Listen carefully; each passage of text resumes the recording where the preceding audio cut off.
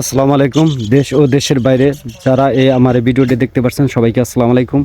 Napier গাছ চাষ করার পদ্ধতি সম্পর্কে আপনাদেরকে জানাবো। সারিবদ্ধভাবে নেপিয়ার গাছ চাষ করা হয়। এটা আগাছা মুক্ত এবং সবসময় রাখতে হবে। পানি, পর্যাপ্ত পরিমাণ পানি ও সরবরাহ থাকতে হবে। সেচ ব্যবস্থা ভালো থাকতে হবে। যদি আপনি নিয়মিত সেচ ব্যবস্থা ঠিকমতো দেন তাহলে দেখতে পারবেন যে আপনার গাছের ফলন অতি দ্রুততার সাথে বৃদ্ধি পাবে।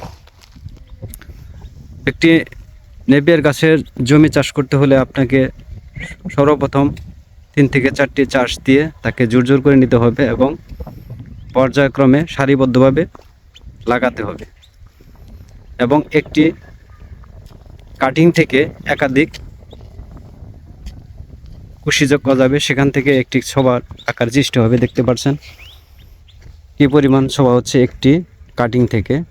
এভাবে আপনি যদি নিয়মিত পরিচর্যা করেন, একটি খামার ব্যবস্থা করতে গেলে ঘাসের চাহিদা অপরিসীম এবং ঘাস নিয়মিত গবাদি পশুকে সরবরাহ করতে হবে এবং সেটা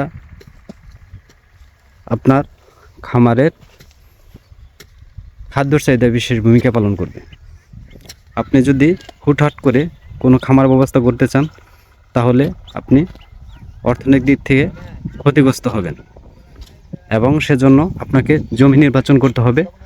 দেখেন কেমন করে জমিগুলা প্রস্তুত করা হচ্ছে এবং তারা জমি প্রস্তুত করে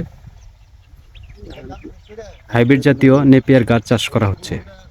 এভাবে চাষ পদ্ধতি করলে আপনি অর্থনৈতিক থেকে এবং আপনি খামারি হিসেবে অতি লাভবান হতে পারবেন। যদি ভিডিওটি ভালো লাগে আপনি আমার পাশে থাকবেন এবং সাবস্ক্রাইব করবেন এবং চ্যানেলটির পাশে থাকবেন। সবাইকে আসসালামু আলাইকুম।